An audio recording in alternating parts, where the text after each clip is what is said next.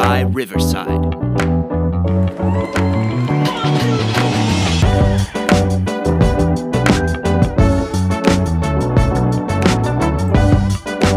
These are the tales and ramblings of two men, their dream of running a successful food truck business and life.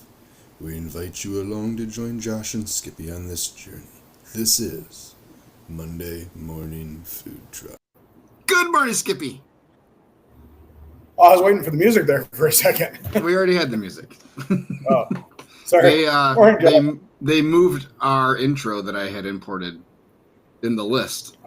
So I couldn't, it's not where it was supposed to be at the bottom of the list. They moved it to the top of the list. So yeah, the music is also at the bottom of the list. So they were right next to each other. It was very handy.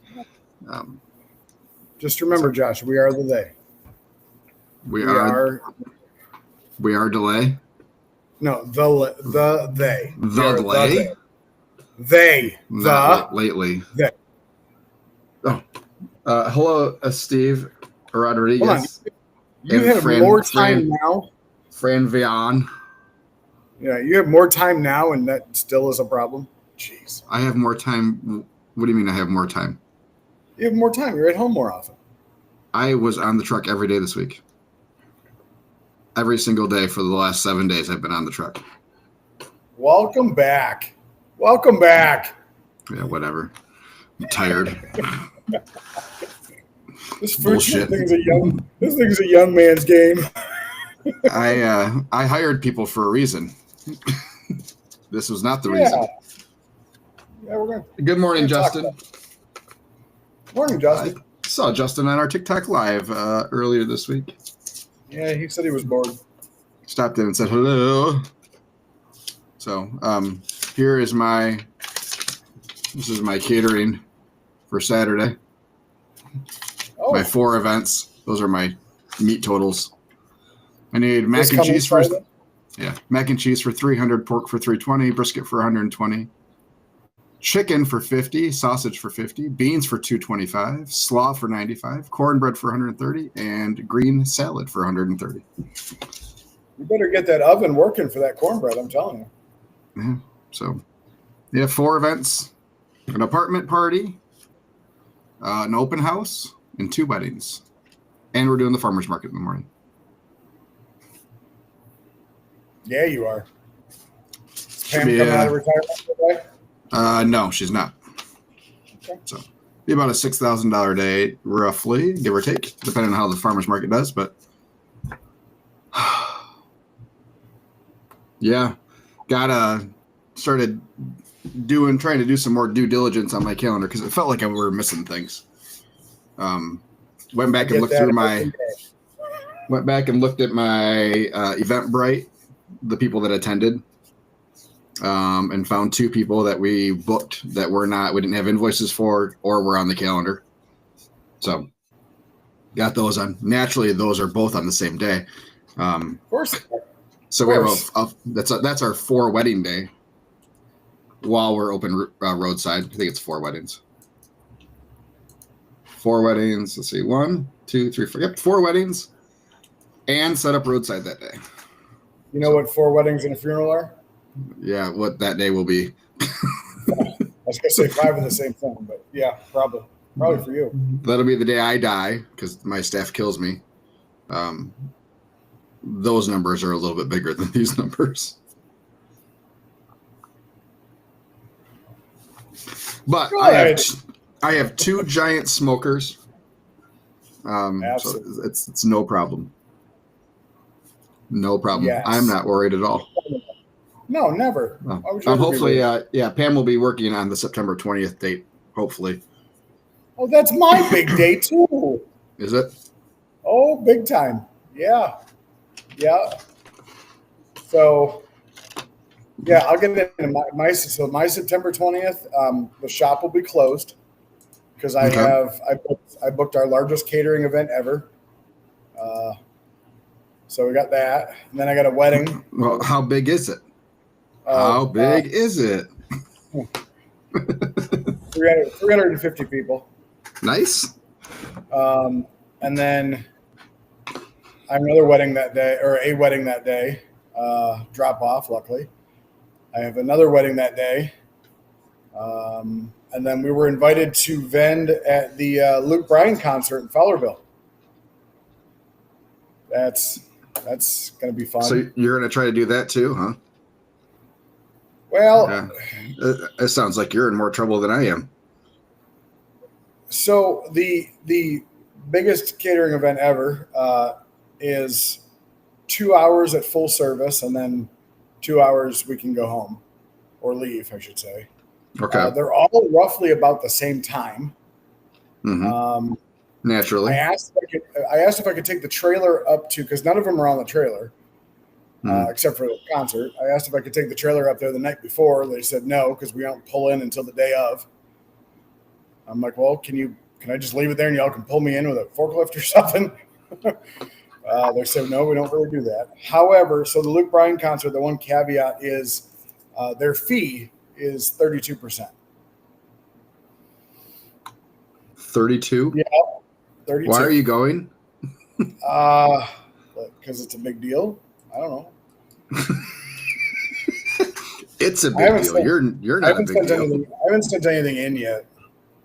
Are you making money there though? Is the question.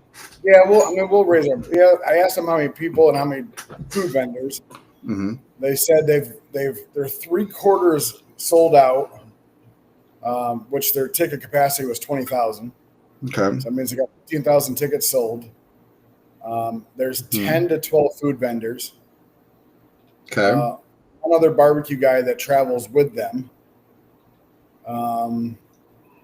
So I figure I can up my prices probably $5 to make up for the 32 plus payroll, and probably be okay.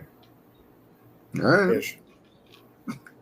They don't require it's 32% of net. So and their net is minus taxes. So whatever your gross sales is minus taxes. But it's not like a Faster Horses event where I have to rent their POS and can't take cash. So you're going to cheat them? No, I'm not going to cheat them. I believe in karma. Karma happens. Yeah. So is this the first time that you will have raised prices for an event? Yes. Okay. Yeah. Yeah. So it's less than Faster Horses prices. And for anybody who doesn't know, Faster Horses is our largest country concert, or was until they canceled it for this year. Yeah, I think it had something to do with all the sexual harassment or sexual misconduct and assault charges. And people dying. That was a big thing too. Mm-hmm.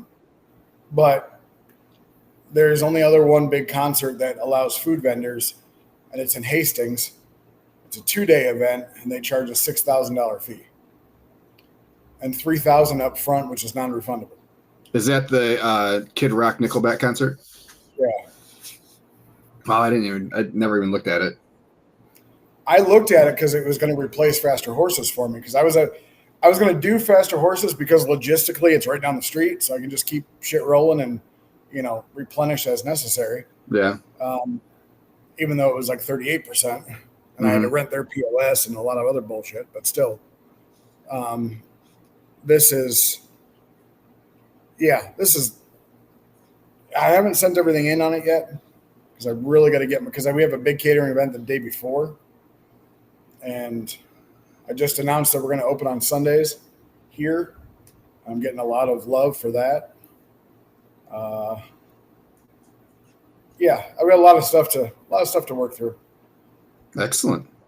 But we just had our best month ever, so I can't be sad. Best month ever. Can't be sad, Josh. No sadness. Who's sad? I'm excited. I'm not sad. You're nervous? I have a grandbaby coming in like the next month and a half. On the bright side, you shouldn't be nervous. Grandparenting is way easier than parenting. She's living with me, so means I have a lot to be nervous about. Not at all. Not your baby, not your problem. No, I love kids. Listen, I love kids I can get back. Don't get me wrong. That's right. But there's still a lot of house stuff that needs to be done prior to. Gotcha. That's the stuff. Got it. You got a baby proof. I got kitchen cabinets in the basement or the bottom level where they live that are falling apart, and floors that need to be redone. So we got to get that done in a month. Or not. Plenty of time. Plenty of time. Plenty of time. And with all that PB&J's money, you just hire that shit out, right? First of all, I just saw my things go up, or my balances go up for the first time, so that's good. So I made money. Your bank balances? I think I made money this week. I ended the week with more money than I started. Success. So, well, in a matter of 3 days, I spent $14,000. That's a lot, isn't it? It felt like a lot. Normal expenses were in there. Some food and payroll and my little month-end distribution, and then a $5,000 generator, and yeah, it felt like a lot. As I'm looking at the bank account, like oh. But hey, as Chris pointed out, he said, "Go ahead." No, go ahead. Sorry, Chris pointed out. He said at least the money was in the account when we had to pull it out. So that's Very true. Good. That's true. Glass half full, Chris. That's right, which is unusual for him. He's been very glass half full lately, which is saying something because he locked his back up something serious the other day, and he's been working the truck with a jacked up back all week. But that's what you get for having 3 days off in a row. Bastard. I know. 3 days off in a row and paid salary. Whoever's doing that schedule, man, must like him. But I've officially hit my the halfway point of my last year's total sales. Excellent. That's good. Yeah, let's get into weeks. How was your week? It was pretty average. Let me get to my screen here. I got four different. $14,000. That sounds average. What'd you say? I said 14,000 in total payments and. Yeah. Let's see. Let's see here. See if I can figure out how to do this. Let's go. What is today? Today is that day. June 2nd. Okay. All right. So last week, May 25th to the 31st, the last week of May, we only did 12,500 last week. Last week. Hold on. Last week you only did 12,500. Yeah. Huh. Okay, good. I almost beat you. Oh. Okay. I almost beat you in 3 less days. Good. You must have had some days. Good for you, buddy. Yeah. We had catering. We did 94, just under 95. Well, that's not almost. That's $3,000. Okay, and if I were open the other 3 days you were, I would have hit it. Maybe not. Almost. Doesn't matter if I beat you by an inch or a mile. Winning's winning. All right. Good job. Good week, Skippy. That's a good 3-day total. 4. You said 3 less days. I know. Sorry, my fault. Okay. I caught myself and I just let it go.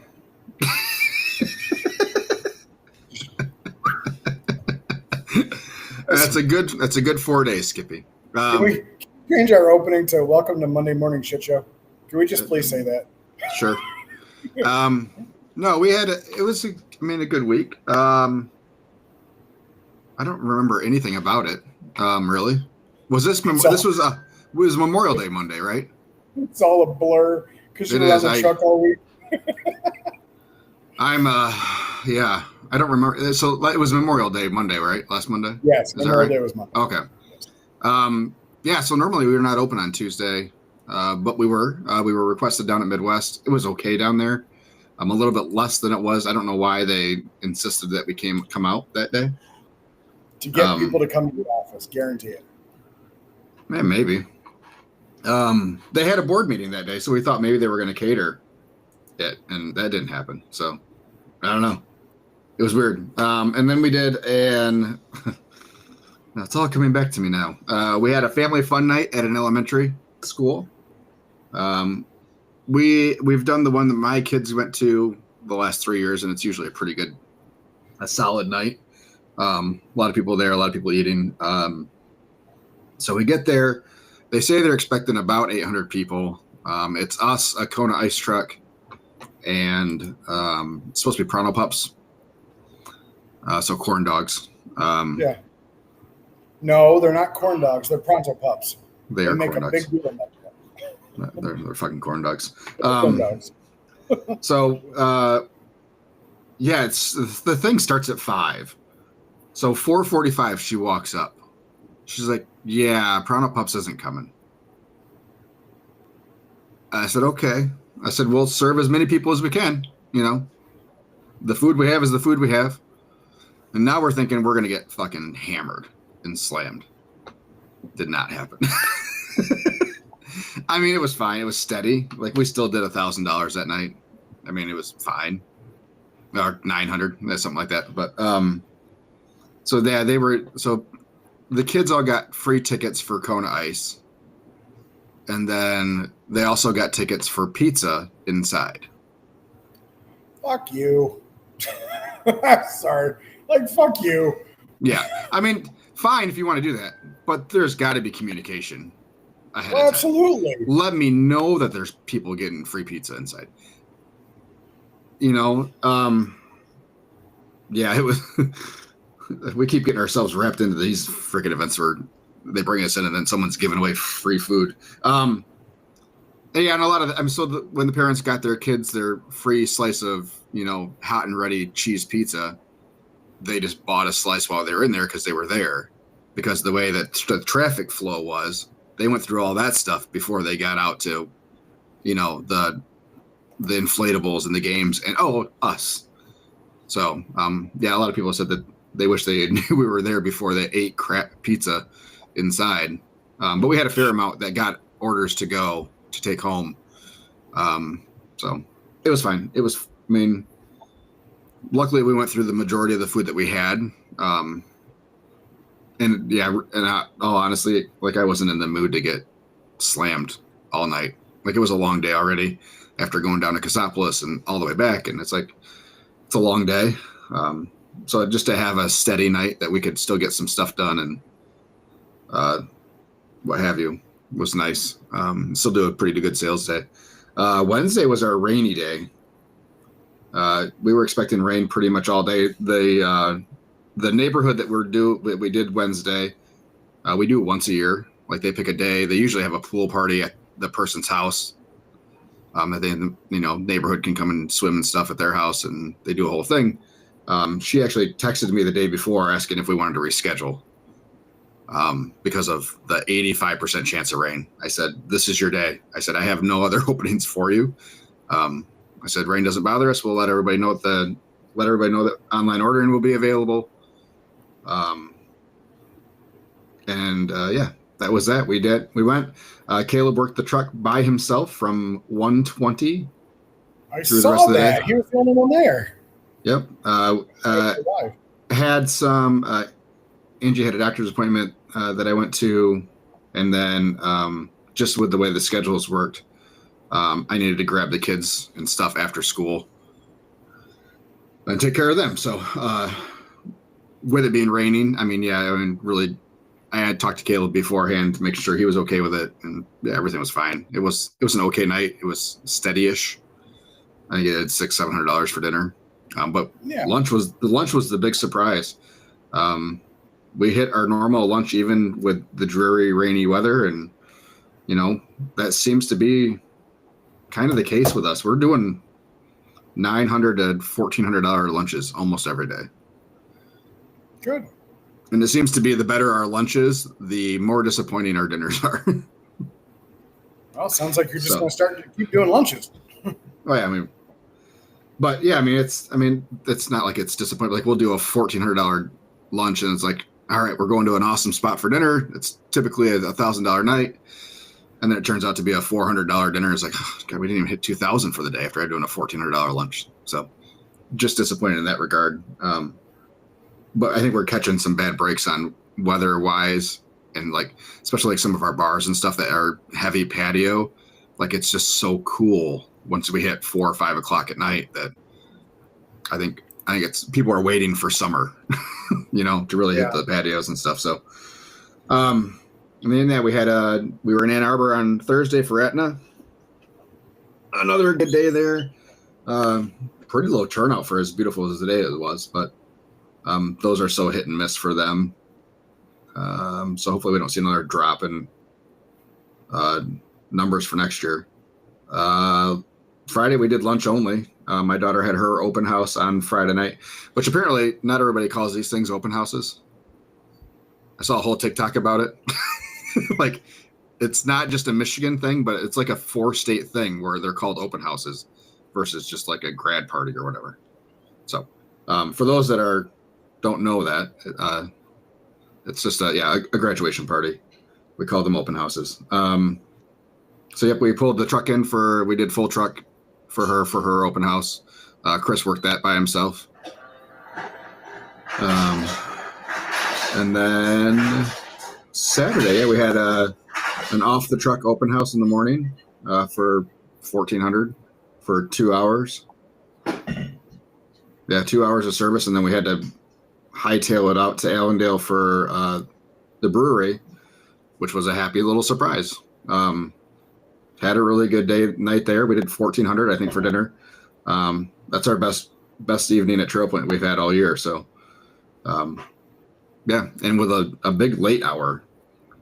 So, yeah, it was good. We did a $2,800, I think, for the whole day that day. And then the biggest disappointment was yesterday back at our Great Lakes Insurance in Dutton. It was one of the lower turnouts we've had there. So, and still did like 900, but it's been pretty typical of 13, 14, somewhere in that area.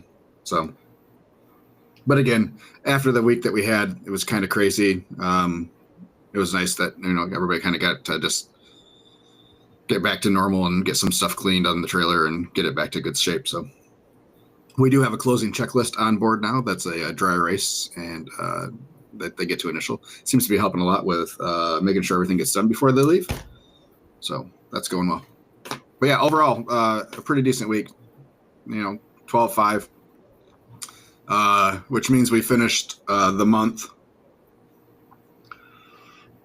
Excuse me. At if you include the catering that got paid early, which was only like $500, we ended up at $74,400. I don't have any sounds. You lost me? No. Oh, I don't have the. Oh, I'm sorry. Oh, you want me to clap for myself? I do.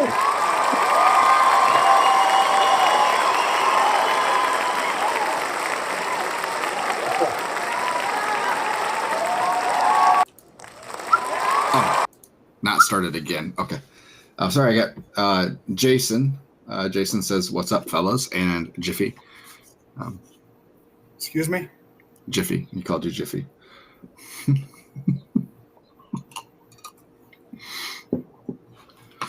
If you just would have sent him a shirt, all this would be over. I'm going to send him a sticker of a big middle finger. That worked too. Just have your logo on the middle finger. I absolutely will. So yeah, our best month ever, obviously. Yeah. I don't know, what can you say? It was busy. So you proud of your team? Proud of yourself?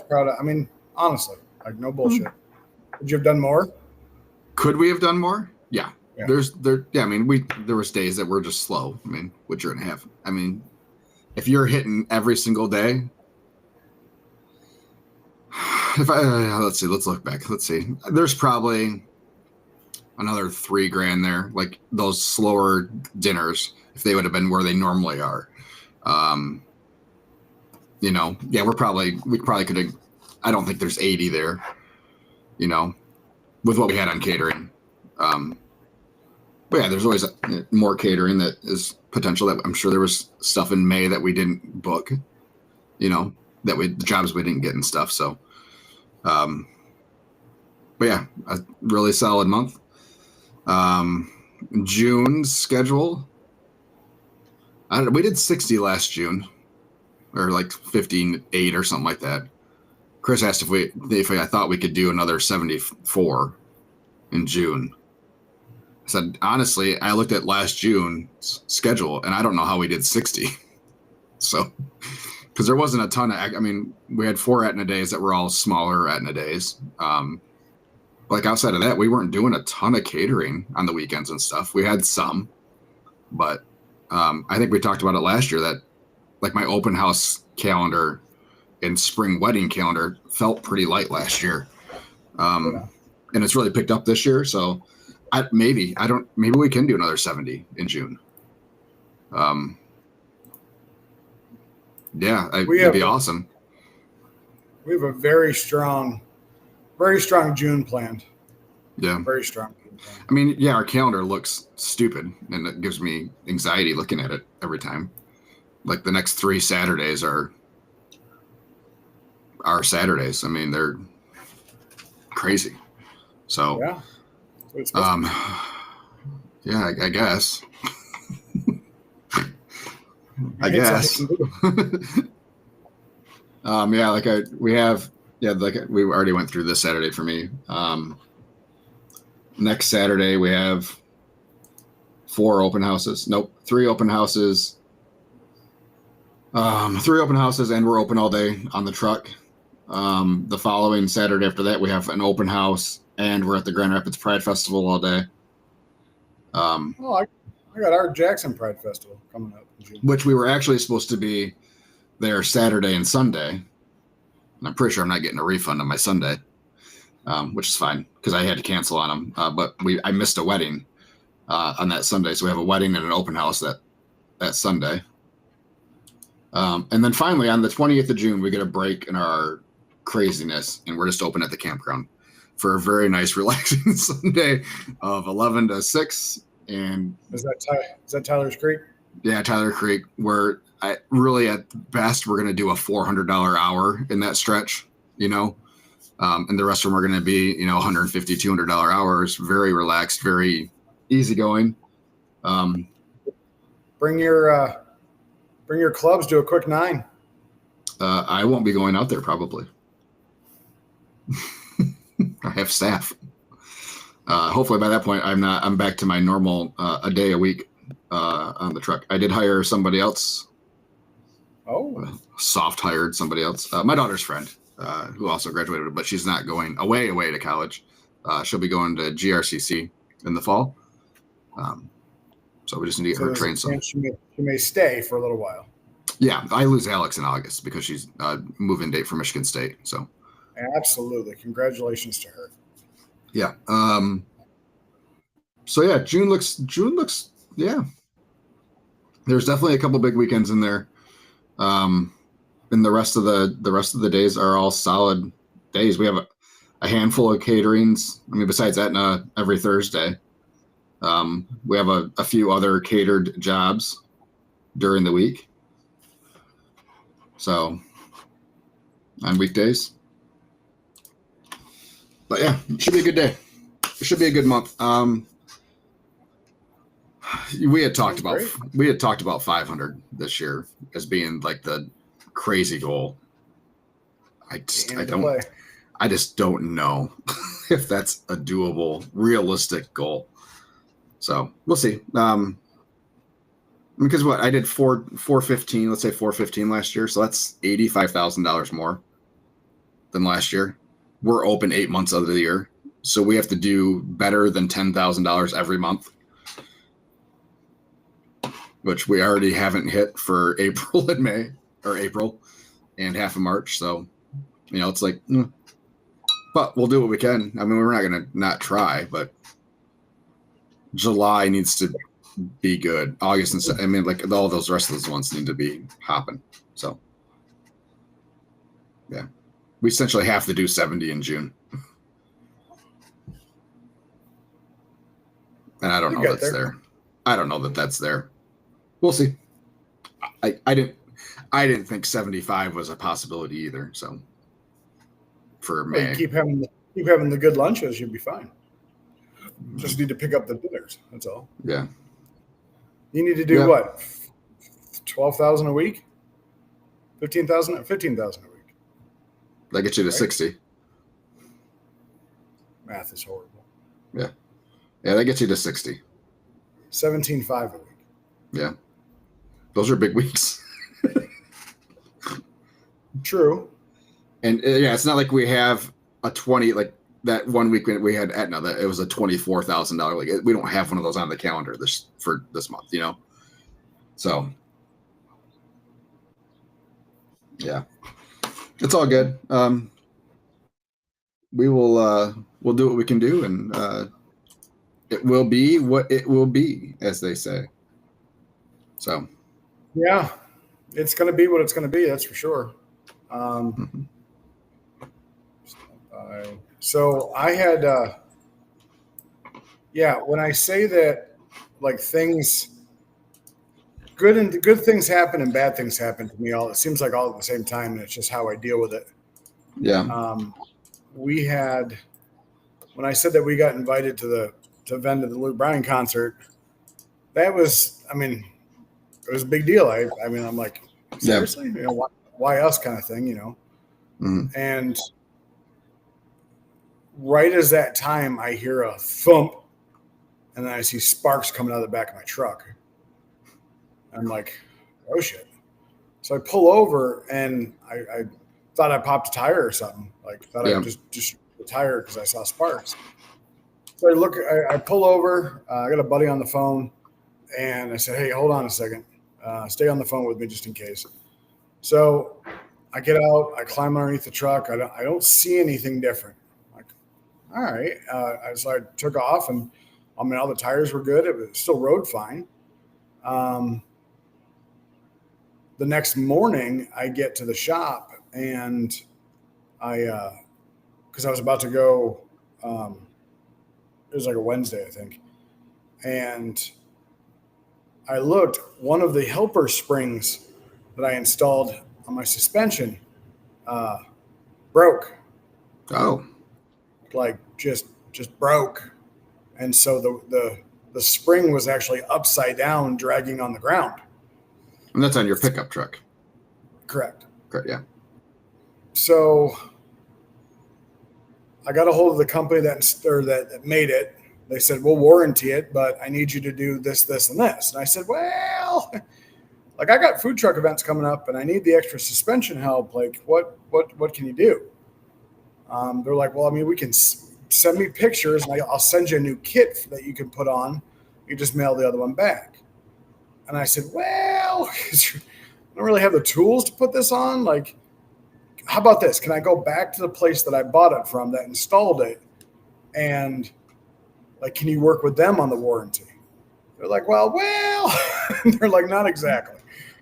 So I'm like, well, all right, send me what you need in an email, and then I'll figure it out. So I called the company or the shop that installed it.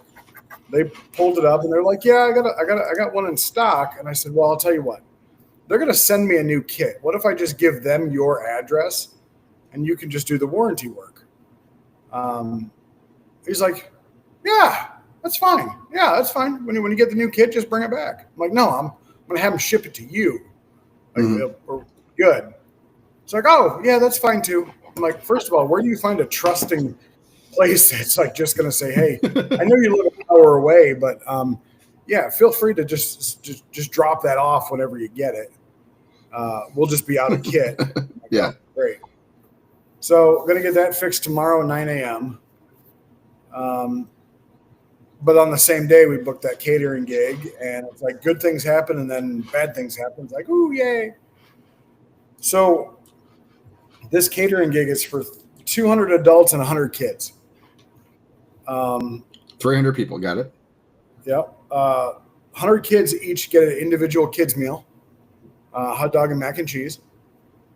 So we're going to have a 3-person buffet. One person's going to deal with the hot dogs and mac and cheese for the kids. The other one's going to deal with the the adults.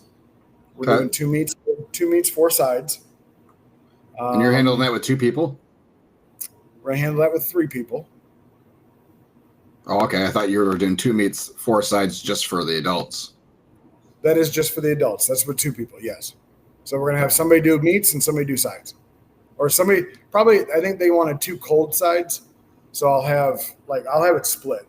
We'll do like a 6 top buffet and we'll just replenish when necessary. But that's the thought. Whether that happens or not. Are you you're serving or no? For 2 hours. So you are serving.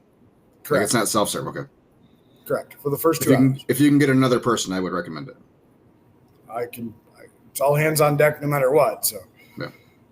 If you can get another person to help serve with that many, the 4 sides, like it's hard to keep up because we did that last year for train, where we were serving. We don't do it often, but it's hard to keep up on more than 2 things. This is the first time we've ever done it. Without really slowing down the whole line. So so we tried to keep it at 2 items per person type of thing, if possible. So we got so there's that, and I sent her a number, and she's like, "Yep, looks great." I'm like, "Okay." You book it and figure it out later, right? Yeah, don't say no. So this week though was pre-race week. This week is race weekend. It's our first race weekend here. I never even set up the truck around here for race weekend last few years. Mm-hmm. So we're expecting busy things. It's kind of all hands on deck this weekend. I have a brewery event on Saturday with the food truck, and I hired somebody. Nice. So now I have 3 people, including myself, that know how to make and plate all the food. So if I just want to be a runner between shop and food truck a day, I can. If I just want to not do anything because we have a baby coming, I can. And that's the goal. Sundays, starting Father's Day weekend, we decided we're going to be open Sunday. I posted something yesterday. I already have 130 reactions to the post. We're going to do some giveaways, like just rubs, sauces, T-shirts, probably something fun for dads. And then we did say that we're going to do some specials, and then all dads get 10% off their order. So should be fun. And no, I'm not going to ask to see a dad card, even though it'd be kind of funny if they had one. But dad joke required. Well, there are so many people that still don't know we're here because we're limited on signage. I actually paid for an ad for this thing for the next 2 weeks, so let's see what happens with that. Google restricted my ad account again. Fucking awesome, we're done.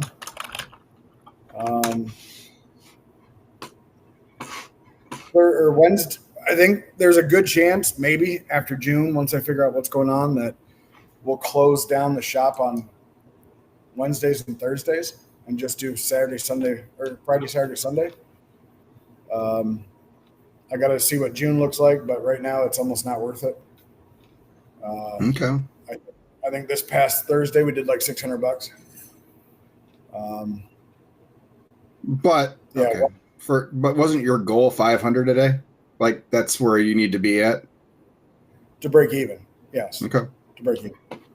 So correct. It's not that I didn't technically lose money that day, right? But it's more of what I've seen so far. I think 1,000's the ante to play.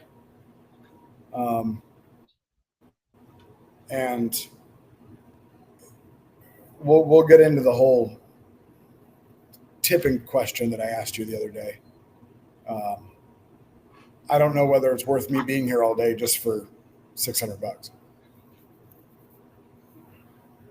Okay. Like I'd rather run the truck somewhere and just go find something to do for $600. But other than that, it was a good week. It was our best month ever, just shy of 50,000. We hit our I'm sorry. halfway. I'm sorry. What'd you say? Just shy I missed of that 50. last thing. Okay. That's what I thought, but I thought I heard 15, and I knew that wasn't right. So, excellent. And that includes, we did a lot of catering in May. I've got so much. I get one catering request a day, just of whatever. And I knew, well, I can't say I knew. I was hoping that being in a brick and mortar location would increase catering, and I think it has, because people, I've had people just come pick it up, which is great. We had some good food truck events, but this month June is. We lost you. Oh, there you go. Packed. I lost the. Packed. You cut out. Sorry. You said this month June. Yeah, okay. Yeah, this month June is packed. Every weekend, every Friday, Tuesdays, are packed with food truck events. I'm going to be on our local public access radio show on the 9th to promote our food truck events that we're doing or that we're co-hosting. I'm heading to my first ever rodeo. Nice. On the 14th. That sounds like fun. And then you can say, this ain't my first rodeo. Absolutely. Right after that. I saw what you did there. We're doing our Jackson Pride Fest, I believe, is ours in July? That'd be weird since June is Pride Month. Please hold. June. I was invited to a Juneteenth event. Yeah. That should be fun.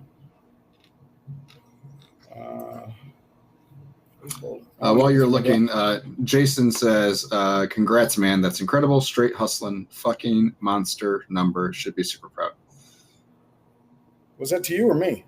It was to me. He doesn't say anything about this. It was 15 minutes ago when he posted it. I just was waiting for you to finish. I'm sure he'll say something encouraging about your number as well. Of course.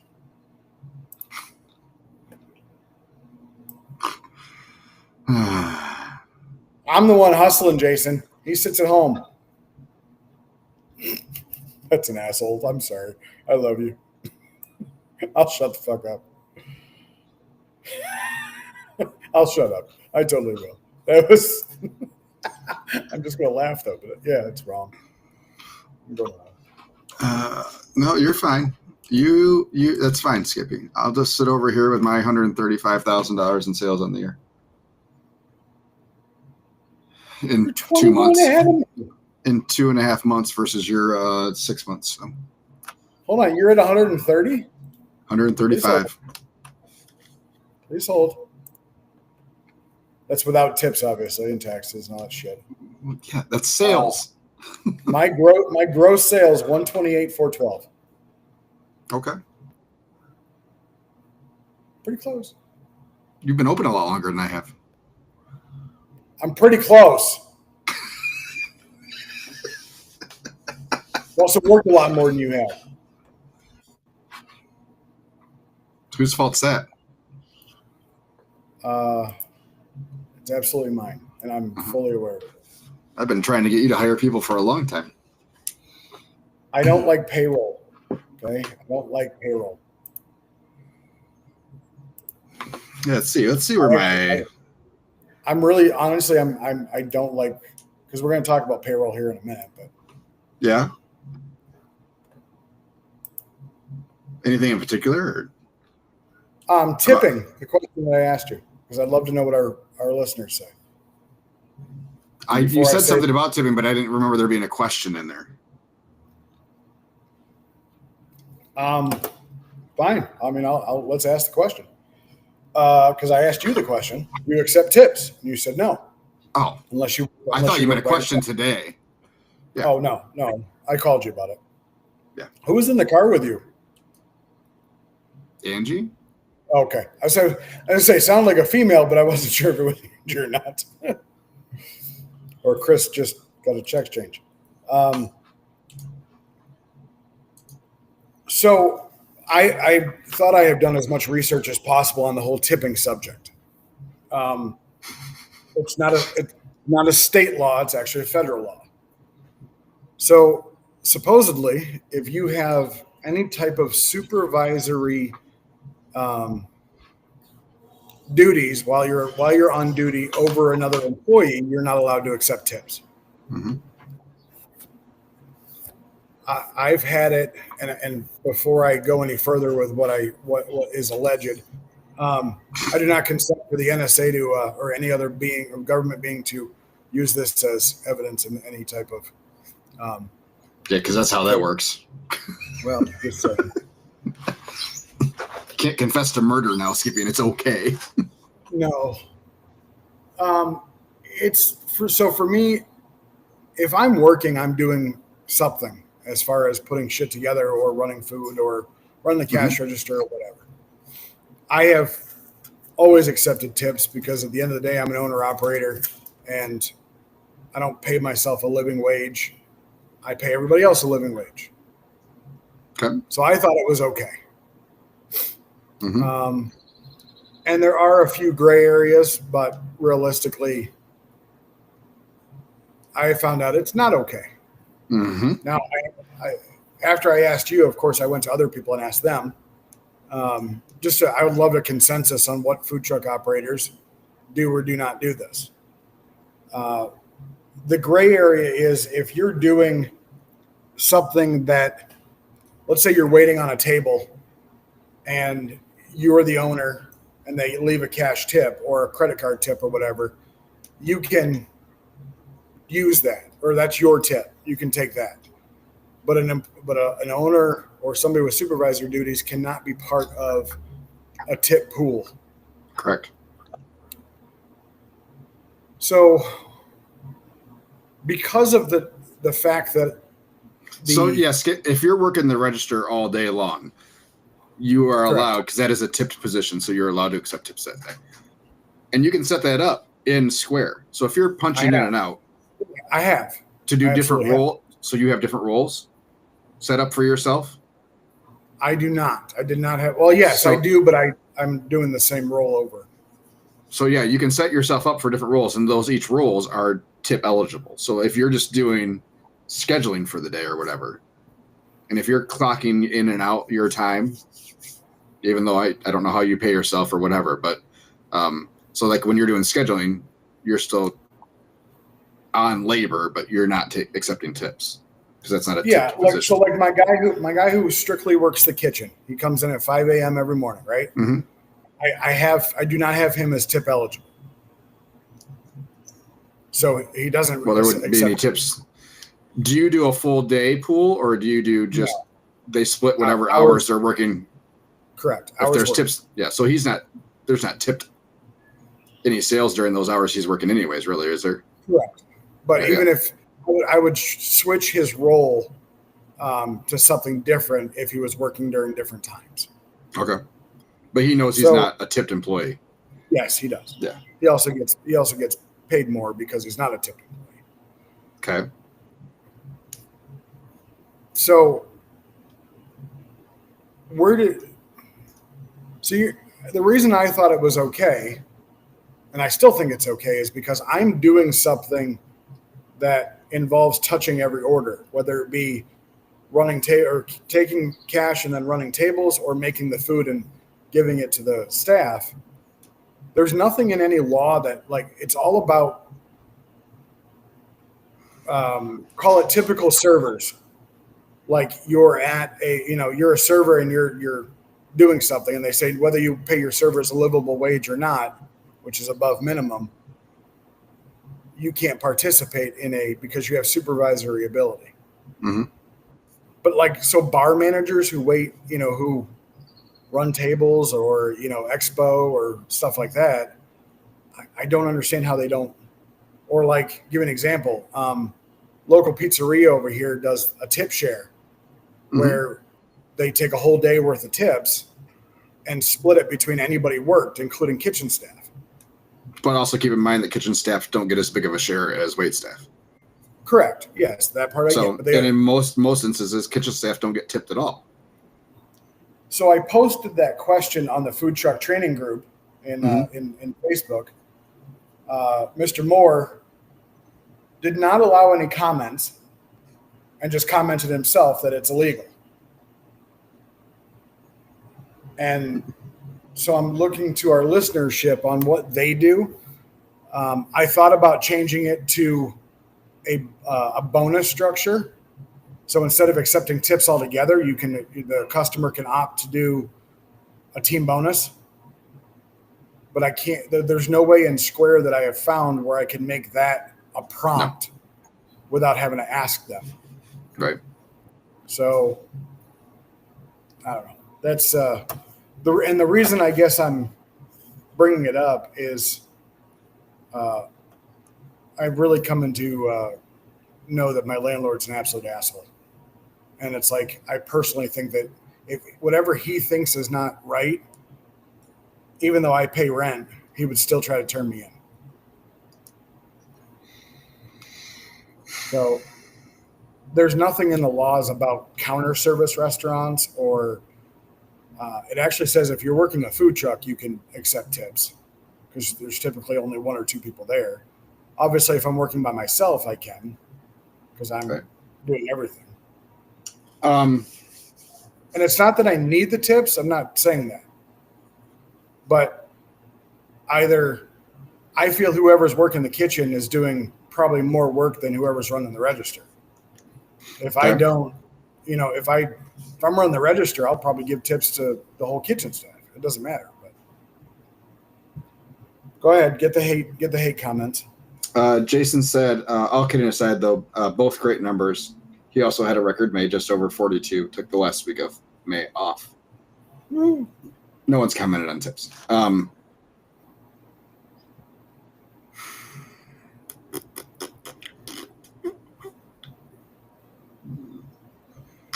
Do I help in the tip acquisition with the service that I give? Absolutely. Okay. My pay is not a tip position. I am an owner. It's not a tip position of anything. You're there to fill a need and to help.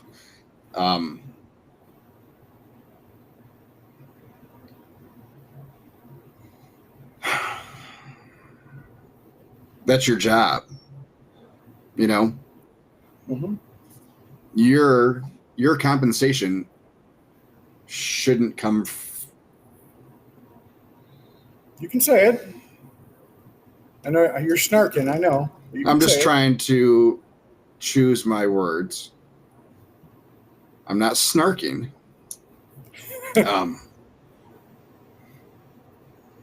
I am pro tip. I think that I'm fine with tip culture.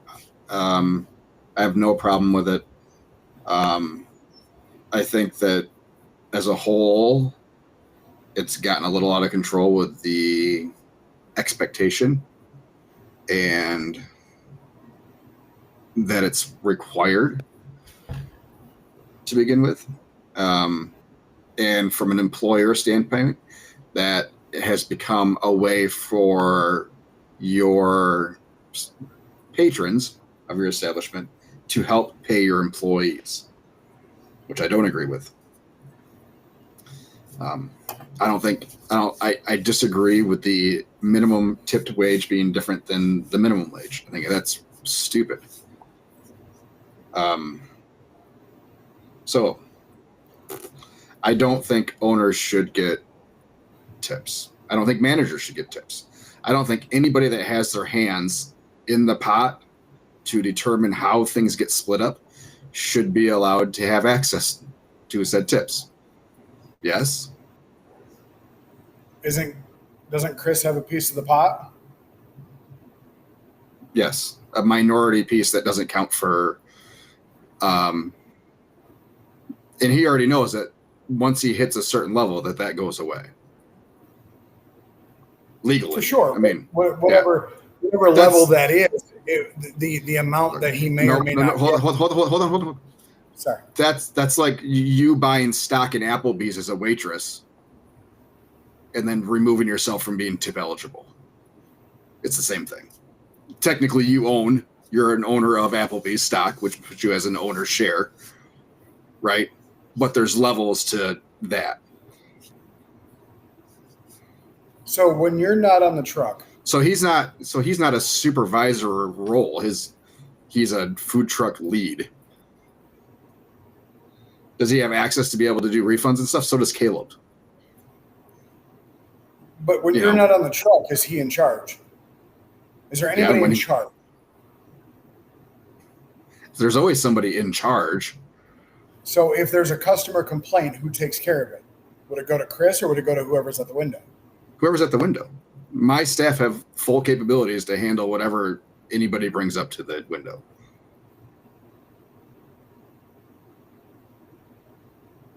Like if Felicia was on the trailer by herself and someone came up and complained, we don't just shut down operations because we don't know what to do. No. Oh no, she has the ability to make those. She would have had those abilities to make those decisions on how to take care of it. So if you guys are slow and could Chris send Caleb home early to cut labor hours? I mean, yeah, we've done it before. Wouldn't that be considered supervisory? But Caleb can do the same thing with somebody else, or somebody else, Okay. And that's usually comes to me first. Yeah, because we have hours that people need hours regardless if it's busy or not. So, and there's plenty to do. There's always something to do. Always something to do. Jason says, if it is more than just me on an event, for instance, a food truck event that we are new at, I do not include myself in tips. I will ask the crew if they want to include me if it is super crazy, but I usually just split it up amongst the others and don't include myself. I will go back and divide the credit card tips later on. So, Square, by the way, does a really good job at recording all that sort of stuff. Yes, they do. It makes it really, really nice and easy. So, I did have to institute a change on the Square time clock, though. That you have to be within 500 feet of the location to punch in or out. You're getting some people punching in early, huh? I have before. Yeah. Okay. I mean, it's a topic for another day too. It's just more of. No, I mean, I understand what you're saying. There's difference between having a supervisory role and being a part of management. And that's what the law is there for. So you don't have restaurant managers taking tip shares. You got to think laws aren't made for ones and twos. They have to make laws for the overall public, right? It's the restaurants that had, not necessarily bar managers, but restaurant managers, front of house managers that were taking a tip share, unrightfully so. You had restaurant owners that were never in a restaurant that were taking a tip share, because they felt entitled to it. Because it's their hard work that has presented this opportunity for everybody else. True. Without my scheduling, they don't get any tips. Right? So why shouldn't I get a tip share? Without me, none of this is here. Don't I deserve my share? Yes, you do. It's called owner's compensation. And if what you are making from the business isn't enough to satisfy whatever needs or wants you have, then you need to make a change in how you do business or get out of the business to do something more lucrative. But that's the part that I don't necessarily agree with. It's not about the need for tips. It's just about. You think you're entitled to it because of the work that you do. You're just as entitled to it as anybody else working because you're doing the same, if not more work than other people getting tipped. Yes? Yes, exactly. Yes. But you have access to greater compensation. Don't pay yourself more than $4 an hour then. When you're doing your owners, you make $4 an hour. But you understand what I'm saying. I am the lowest paid. I am still one of the lowest paid employees that I have working for me. Thank God Alex is here because she's below me. But on a month-to-month basis, what I give myself as distribution pre-tax is less than what Caleb and Chris make post-tax. And Felicia was close.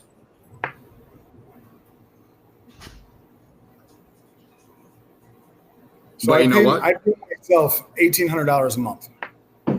Okay. Because that pays the mortgage payment. All right.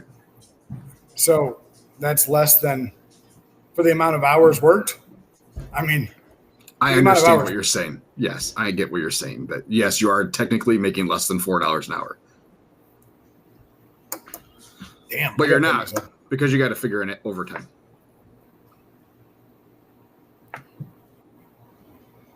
I'm salary. Actually, they're going to change that. Well, they're going to change what? They're changing overtime rules. Yeah, whatever. But are you even supposed to be on payroll? You're not on payroll because I'm a sole proprietor at the moment. Yeah. Yeah. So technically, you're not even on payroll. So you're not salaried. You get an owner distribution. So if I was on payroll, would I be considered an employee at that point? Yeah, you have to really change the structure of your business. But yeah, I know. That's what I thought about doing this year with the technical second look. But you still wouldn't be a tip eligible employee.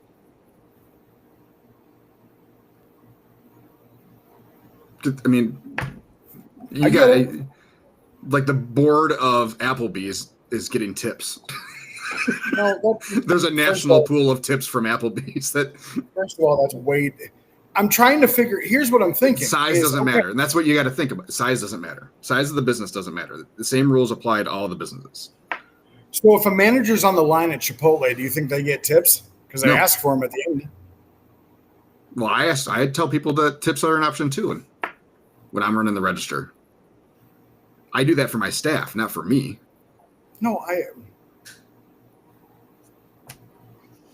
I think you and I are in a different spot because you're not on the truck as regular, or you're not working on everything. I would have said that. I would have said the same thing last year.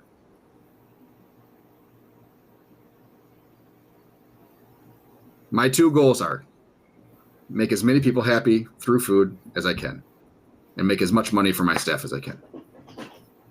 Okay.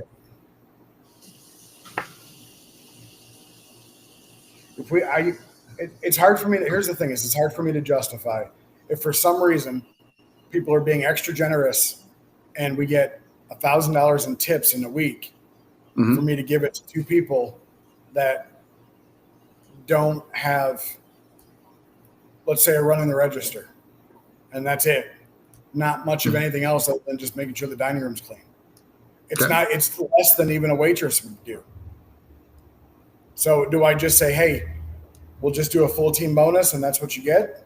Or saying, hey, I got to do away with tips because it's not, everybody's not being tipped the same amount, or not the same amount, the same way. They are, though. You're tipped for the hours you work. If you happen to get lucky and you had run it, Chris made $400 in tips on Saturday.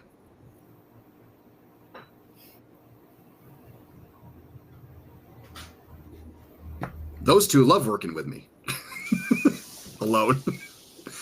But yeah, it was a $400 tip day. Caleb had one earlier in the week. Yeah. There's plenty of times when you're on the truck, is Caleb only running the register? Is he not doing anything else? Well, I don't expect anybody just to run the register, but yes. He's running the register. They're packaging. They're doing a whole bunch of other stuff. Packaging? What are they packaging? Well, like putting bags and send it out. Oh, yes, they put the things in the bags. Yes. Getting drinks, whatever. Okay. Yeah. I'm having probably more of a hard time explaining things than No, I think you're fine. I get that. I understand that you are doing more than the rest of your staff, and you're supposed to. That's your job. Yes. Okay. you should be compensated accordingly.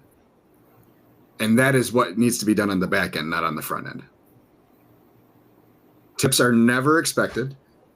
They shouldn't be expected. They're addition to what they should be used for good service. So if your staff is providing good service and good food, then yes. As a kitchen person, why would you even get tips on a food truck? These people are tipping before they even get their food. Oh, for sure. So all tips should just go to whoever's working the register because they're the ones that are earning it.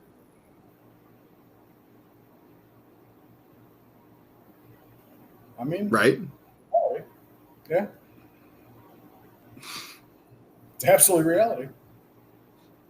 So yeah, when you're back there in the kitchen, why would you ever get a tip making the food?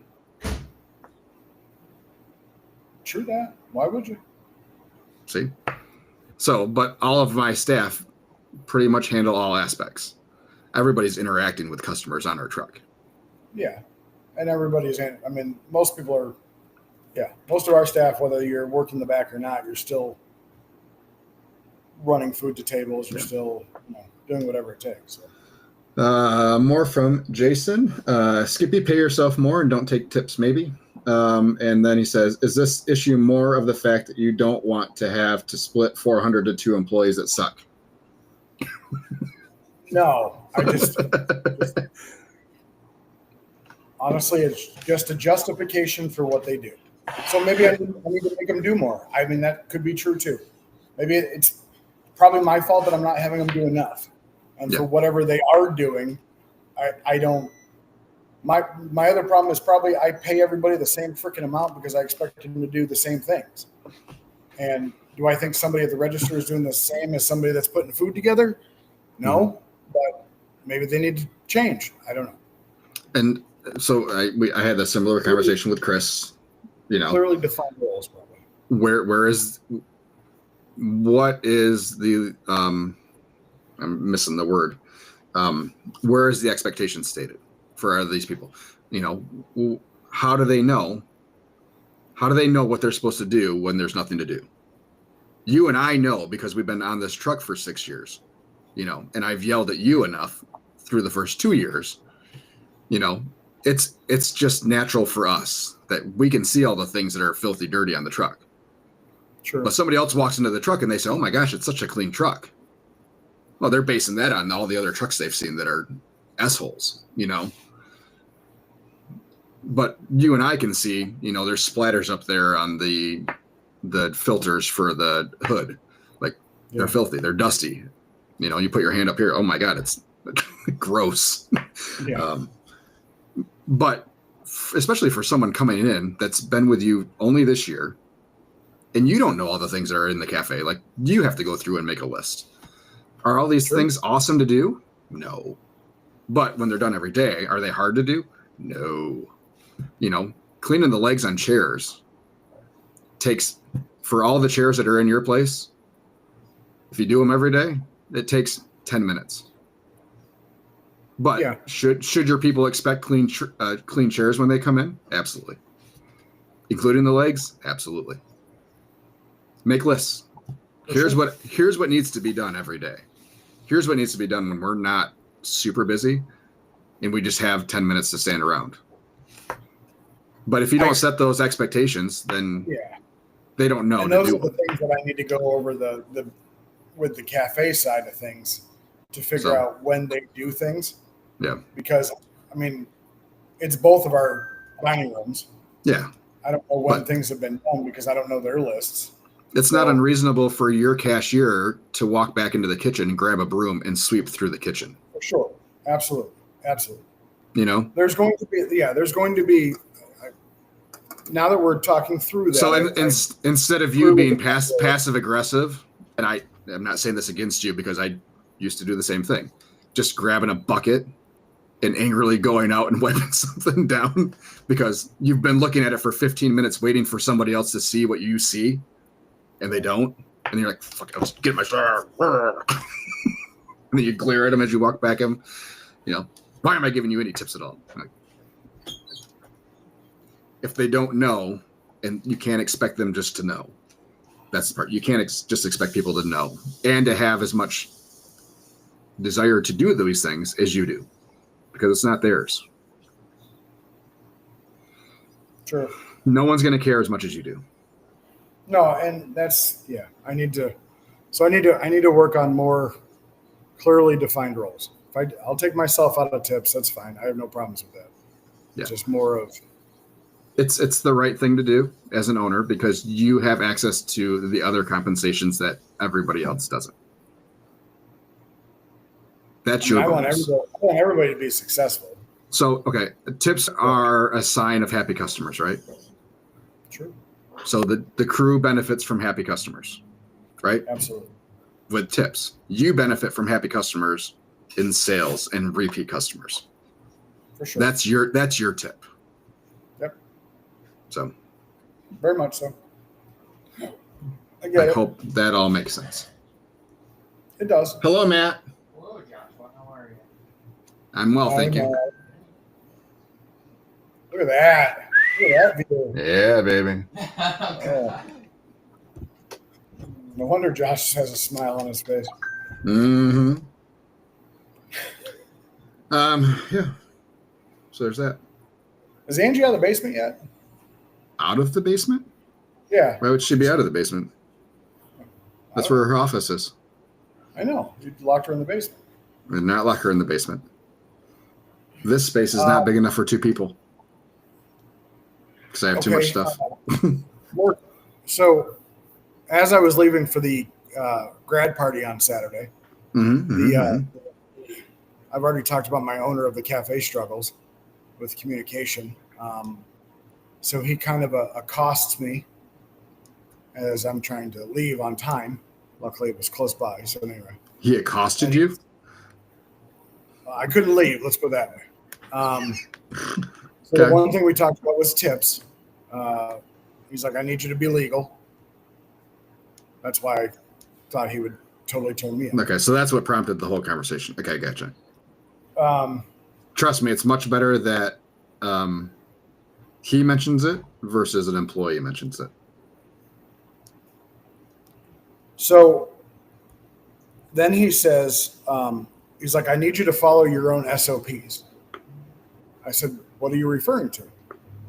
So I guess, and I find this out, and I hate to say this happened, and I really don't hope my customers listen to this. He said that he got a call, the owner, got a call from one of his girls, cafe girls, that my guy had left a pan of something on the cart outside in front of the smoker for about an hour. Oh. I didn't know because nobody told me, and this happened Wednesday, and nobody told me until Saturday afternoon at 1:00. And that person was him. And I said, well, why didn't somebody, I mean, y'all have my number. Why didn't somebody say anything to me? Like, what's going on? Like, so the struggle is the owner is a very non-trusting person. So he's got cameras galore. We've talked about the cameras. The resolution on these is, like I said, if you pick a booger, he can tell you how big it is. But how would you work with your landlord to, because now I'm having my employees like not complain, but bring up legit reactions to the possibility that he may just be home looking at his cameras all day. And that's his right. That's his right as the owner of the building, though. How do I make them feel comfortable with it, though? Or don't be doing anything you shouldn't be doing. Right. What are you doing that you're worried about him seeing on camera? Would be my question. I don't think it's about worried. I think it's just about creepiness, maybe. It's a business. Almost every business has cameras in their business. If it were my cameras, okay, I think people would understand, but they're not. It doesn't. He's the building owner. That's all that matters. It's his building. He has the right to be able to monitor his building. And if he has cameras that are pointed towards your smoker, then I would be asking for the footage from that day. Yeah. So you can see what happened. It could be a pan of crap that he left out there and just forgot about. You know? Who's to say it was like a pan of pork? Like, oh, he's got 2 pork butts just sitting out there next to the smoker that he pulled off and forgot about. So I know what it was, and it definitely was meat that was outside for an hour, and then was put on the smoker afterwards when he remembered what was out there.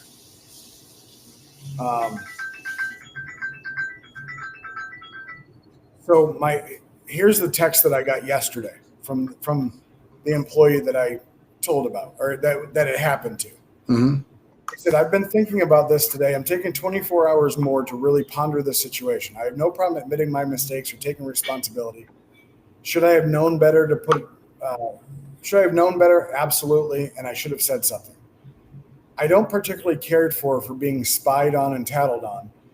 We know that kind of that's the kind of stuff that the landlord's into. However, looking for and making confrontation. If he's going to continue to do so, I'm not interested in being a part of it. I'm going to have to think hard and whether I want to enter his building again. Okay. Well, I basically responded and said it actually wasn't him, it was one of the girls. My thought about this whole thing is, if he knew about it, why didn't he tell me? If who knew about it? If the owner knew about it, the day it happened. If the owner knew about it on the day it happened, why am I just now hearing about it Saturday afternoon? You can't fix it if you don't know there's a problem. I'm having a rather large issue with communication with him. Mm-hmm. I'm trying to figure out the best way to do it. It's doing building changes that affect me. Just going to the village and complaining about NASCAR flags because you got pissy that they asked you to take down your flag because it was too tall.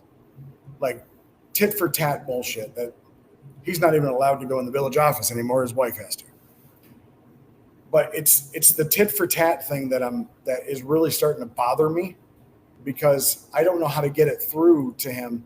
Because if he's so worried about me, quote unquote, being legal, I mean, if somebody gets sick, it's not both of our asses, but he's going to feel the wrath of it just as much as I would, because people are going to have a negative connotation about the whole building, not just mine. And it's like, why don't I hear? Well, so here's what my other thought was on this whole you being legal as far as tips go, because you guys share an employee, right? No, not anymore. Not anymore. Okay. I wonder if they had mentioned something to her or him about you taking tips or whatever. She did. Oh. She did. She absolutely did. Because the thing is he doesn't. He wouldn't know otherwise. I told him in the very beginning that I don't pay like he does. Okay, and this is how I do it.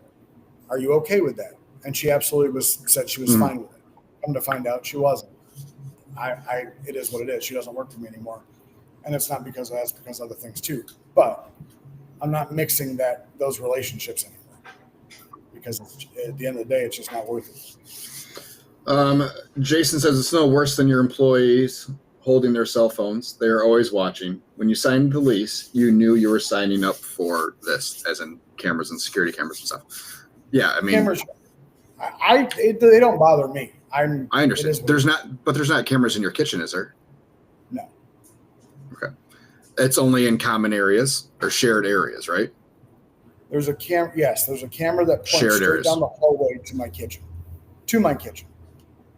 So if I leave the door open, he could see a doorway. This door right here. Mm-hmm. Here. Yeah. There. Yeah. So there's a camera pointing to that door. Okay. So if I leave, I would have one there too. Because that goes into the cafe. That goes into the cafe area. Correct. Yeah. So absolutely. And from a guy who did security and did cameras and a couple buildings, absolutely. Every entrance into your space is covered. So you know who comes in. That one was just put in because we had an issue. Since it's 2 buildings put together, there's 2 thermostats, 2 air conditioners, 2 furnaces, whatever. And somebody changing stuff? I was. Yeah. Because it was 80 degrees back here. Mm-hmm. And I noticed that the thermostat said 77. So I changed it. I didn't realize that once you change it, the program that it's automatically on goes away. So he puts a cage over it so nobody can touch it. And so I asked him, is there anything that you want to tell me? Because I've just said, hey, if you do anything, just tell me about it. So I can give a heads up. So I'm asking him, is there anything you want to tell me about this? Well, if you're talking about the thermostat, just have the balls to ask me the question. I'm like, I shouldn't have to. It's a change to your building that affects me because that affects my area. Because none of your employees is going to turn it down because there's nothing back there. So if anybody's turning it down, it's absolutely me. All you have to do is ask. We can talk about it and figure out what needs to happen and what doesn't. Not you, just you doing that. I pay half the electric bill as it is. If I want to have the freaking air conditioner up, I pay for it. We don't have separate meters, which I definitely should have separate meters. But anyway. But it's the communication thing that I'm having a major issue with that I can't seem to break. Well, then you two need to set yourselves a meeting and let him know that this is what you guys need to talk about at said meeting, and then be adults and talk. And don't get up from the table until you're done talking.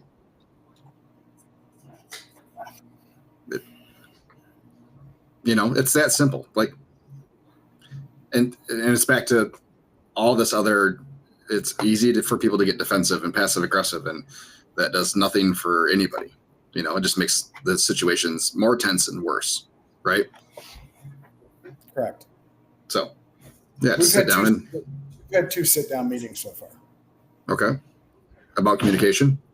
Yes. And it still happens.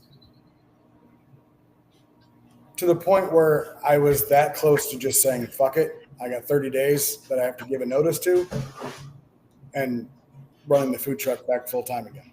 Are you happy in this spot aside from the landlord issues? Yes. Okay.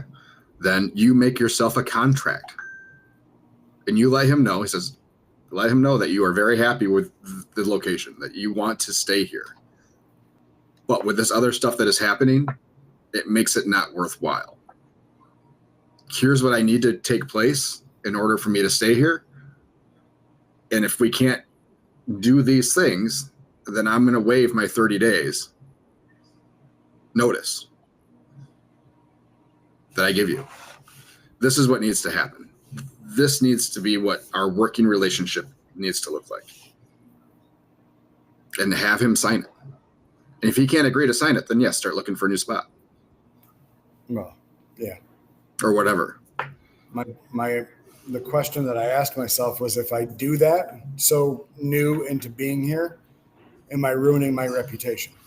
No, you're standing up for your reputation. Well, I'm not going to go blast him on Facebook or whatever and tell everybody he's the reason I'm moving. That's fine. You don't have to. I'm not saying do that, but you're standing up for your reputation as a business owner in the community. That you're not just going to be pushed around and deal with crap that isn't right. You don't have to give reasons or anything, but there's still a business community. You're thinking about your customers versus more just the overall community that you're in. True. Yeah, no, that's true. Stand up for yourself and your employees. Yeah. That's the biggest thing. I don't want that guy to leave. He's been a freaking blessing to me. Mm-hmm. But I mean, I understand that there's still stuff that we have to work on. All right. Makes sense. And your staff needs to understand that cameras are just going to be a part of the thing. And yeah, it's absolutely there. Yeah. That's not going to change. It's not like this is new. Do do I have any right and or standing to say anything to his employees about, hey, if you see something out of the ordinary, can you please tell me? I don't. I mean, you can't make them obviously, but yeah, you let them know. Like, hey, if you see something weird, let me know. Yeah. Okay. Here's my number. Do I? I'd like to get this. Yeah. My number is posted. They all have it. Like, I'd like to get it corrected. I'd like to get issues corrected quickly versus having them fester. Jason, again. I agree with Josh. That's it. I agree with Josh. You need to hash things out before it gets really bad and he plays the landlord card and locks you out or does something stupid that really screws you. Be the bigger man. Don't let anyone hold your brand down. Only you will fight for you. So. Yep. This is why you don't get tips. Shit. Because you get to deal with all the joys of business ownership. Yeah. No, I think I understand the tip thing a little bit more, so I think I'm good with that. Okay. Good. I can work. Skippy, the first couple of years I was there with you, like when it was just me and Chris, yeah. I mean, especially when we're not doing sales, we did 117,000 our first full-time year during COVID. And just so we're all clear, we had an event, I think 2 years ago. It was a golf outing for Hudsonville football team. And they tipped us $600 for the 2 hours we were there. And Chris says, here, please take some of this because I don't feel right having it. And I'm like, it's up to you, but you don't have to do it. And I think I took my half and I think I donated it to the Hudsonville football team, their fundraiser. So, yeah, there has been a couple days where, tips are just dumb and they make the decision, If someone's going to hand me $100, I'm not going to turn it down. But at no point in time is that ever a joke I even make. No. Because that gets you to the point where you're manipulating the situation, Where it's must be nice to have the $400 in cash tips today, because the psychology of that is, my boss thinks I made too much in cash tips and he doesn't get any, so maybe I should give him some. And that's where you can get yourself into trouble. And there has been plenty of companies that have gotten in a whole lot of trouble for mismanagement of tips. Oh yeah, I'm not. Yeah, I understand. So, and size of the company doesn't matter. Just keep that in mind. So Applebee's can handle the $50,000 fine and pay him back, $100,000 in tips. You can't handle the $10,000 in fines. So, or whatever it would be. So, yeah. Yeah. All right. Good show, Sounds everybody. fun. Can't wait for what Skippy has next week. The hot button items. We'll probably have a team meeting this week to discuss all of this and have everything out in the open, so we can move forward. And hopefully my morning employee will show up on Wednesday. Are you going to have your alarm set? Oh, you should see this is why I like having my keypad. I have a keypad for my garage door with a little camera in it. So if I'm ever worried, I just kind of wake up at 3:00 just to make sure his car's in the driveway. Oh, okay, I'm going to go back to sleep. Do you have a chain drive or a belt drive garage door opener? It's a chain. Okay. I didn't know how loud it was. It's a new house. It's not super loud. So I have a chain drive over mine, and when I was doing stuff in my house for the food truck, I'd open my garage door, which is right above my bedroom. So my wife was like, I know where you're getting up. No, I do not hear the garage door opening. From my bedroom, though, occasionally, I'll hear doors slamming on the trailer and stuff. It's like, God, I don't understand what my neighbors were complaining about the doors slamming. Like it's not loud, but it's you hear the thud. Well, especially if you end up in the wintertime when you probably or at some point when you turn the hood on, Yeah. it just sucks the door shut. Yeah, if you don't catch it real quick, it's like a bam. Yeah. Yeah, at 4 o'clock in the morning, it's pretty loud. Could be startling for some people. Very much so. All right, everybody, that's our show. Thanks for Thanks for listening. joining us. We will be back next week, I believe. I don't see any reason why not. So same great place, same stupid faces, same mediocre content. Skippy, anything else? Bye. No. Wish me luck. Bye-bye, everybody.